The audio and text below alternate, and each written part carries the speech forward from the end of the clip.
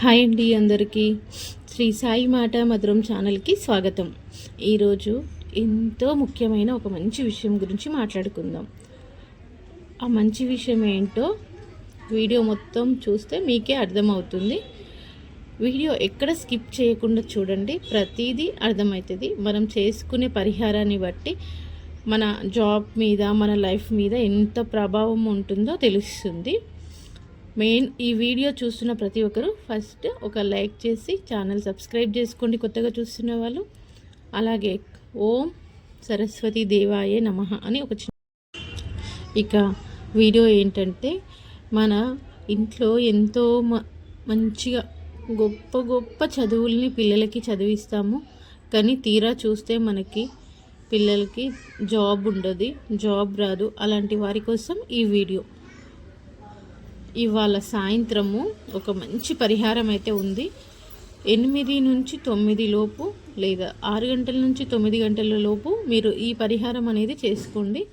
ఉద్యోగాల కోసము, చదువుల కోసం ఎవరైనా ఇబ్బంది పడే వాళ్ళు ఉంటే వాళ్ళకి చాలా మంచిగా యూజ్ అవుతుంది. ఇంకా ముఖ్యంగా పిల్లలు ఎవరో చదవట్లేదు, చదువు మీద ఇంట్రెస్ట్ లేదు అంటారు చూడండి, వాళ్ళకి కూడా చాలా మంచిగా యూజ్ అవుతుంది. ఈరోజు 8:45 చవితి స్టార్ట్ అవ్వబోతుంది.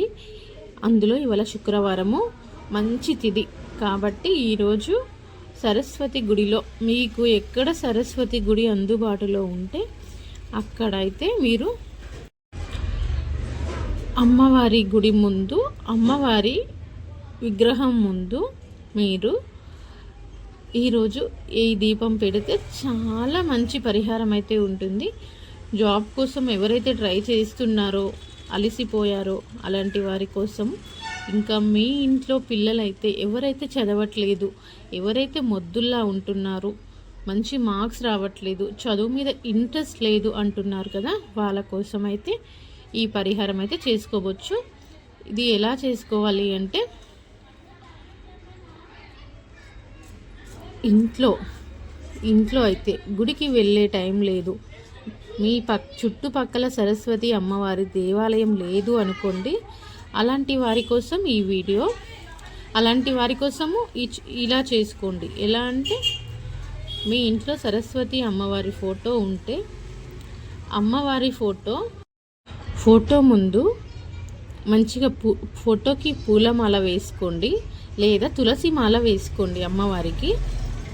అలా అయినా వేసుకోవచ్చు, పూలమాల లేదా తులసి మాల వేసుకున్న తర్వాత, కానీ అమ్మవారి ముందు తమలపాకు వేసుకొని, అమ్మవారి ముందు ఒక 2 తమలపాకులు వేసుకొని, సరస్వతి అమ్మవారి చిత్రపటం ముంగట 2 తమలపాకులు వేసుకొని, ఆ తమలపాకులో కాస్త పసుపు కుంకుమ వేసుకున్న తర్వాత, ఆ పసుపు కుంకుమ పైన మనము మట్టి ప్రమిద ఉంటుంది కదా, మట్టి ప్రమిద అనేది పెట్టుకొని దీపం పెట్టుకోవాలి. ఆ మట్టి ప్రమిదలో మనం నూనెతో మాత్రం అసలు దీపం పెట్టరాదు. ఆవు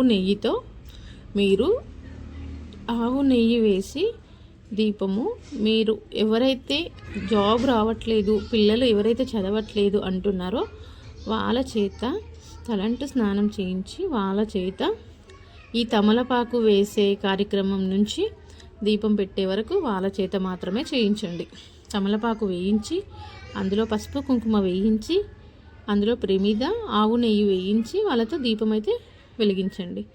అప్పుడు వాళ్ళకి చాలా తృప్తి ఉంటుంది. అలా దీపం పెట్టినందుకు దానికి మంచి పరిహారం. అలా దీపం వెలిగించిన తర్వాత వాళ్ళ చేతితో చిన్న బెల్లం ముక్క కూడా ప్రసాదంగా పెట్టించండి. చాలా మంచిది. అమ్మవారికి బెల్లం పెడితే చిన్న బెల్లం ముక్క అమ్మవారి ముందు నైవేద్యంగా పెట్టండి. ఆ టైంలో నైవేద్యం చేసే టైం కూడా లేదు కదా, నైట్. ఈ పని అయితే వాళ్ళ చేత, ఎవరైతే చదువులో మొద్దుగా ఉన్నారో, చదువు సరిగా చదవట్లేదు లేదా జాబ్ రావట్లేదు, వాళ్ళ ముగ్గురికి ఈ విధంగా ఈ పరిహారం అయితే చేయించండి. రేపు పొద్దున వాళ్ళకి ఆ బెల్లం ముక్కతో ఏదైనా ప్రసాదం చేసి వాళ్ళ చేత తినిపించేసేయండి. చాలా మంచిది. రేపు పొద్దున ఆ దీపం కింద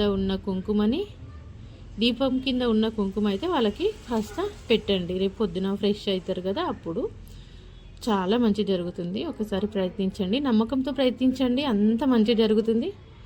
నమ్మకంతో మనం ఏది చేసినా మంచి జరుగుతుంది. మన ప్రయత్నం అనేది, మన నమ్మకం అనేది మనతో ఉంటే అంత మంచి జరుగుతుందని నా ఒక కోరిక, అంతే, నమ్మకం.